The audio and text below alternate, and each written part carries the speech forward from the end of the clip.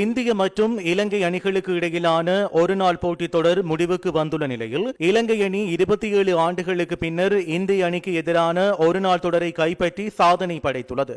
1997 ஆண்டுக்கு பின்னர் இலங்கை அணி இந்திய அணியை தோற்கடித்து ஒருநாள் தொடரை கைப்பற்றியுள்ளது. கொழும்பு ஆர் பிரேமதாச மைதானத்தில் இடம்பெற்ற இந்த தொடரில் முதல் போட்டி சமநிலையில் முடிய அடுத்த 2 போட்டிகளிலும் இலங்கை அணி அபார வெற்றியை பதிவு செய்திருந்தது.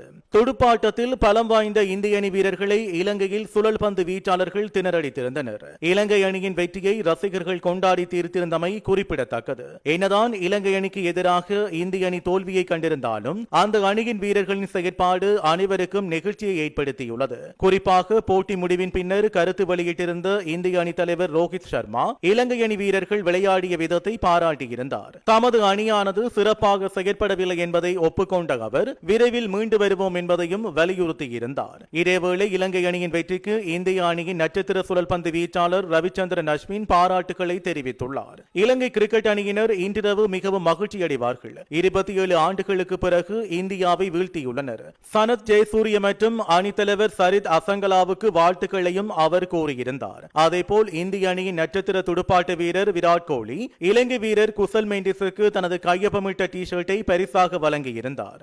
இதேவேளை இந்திய அணியின் தலைமை பயிற்சியாளர் கௌதம் கம்பீர் இலங்கை தேசிய கொடியை ஏந்தி இலங்கை அணியின் வெற்றியை கொண்டாடுவது போன்ற புகைப்படம் ஒன்றும் வைரலாகியுள்ளது. எனினும் குறித்த புகைப்படம் 2022 ஆண்டு எடுக்கப்பட்ட ஒன்று என்பதுடன் இலங்கை அணி வெற்றி பெற்ற பின்னர் ரசிகர்கள் அதனை சமூக ஊடகங்களில் வைரலாகியுள்ளனர் என்பதும் குறிப்பிடத்தக்கது.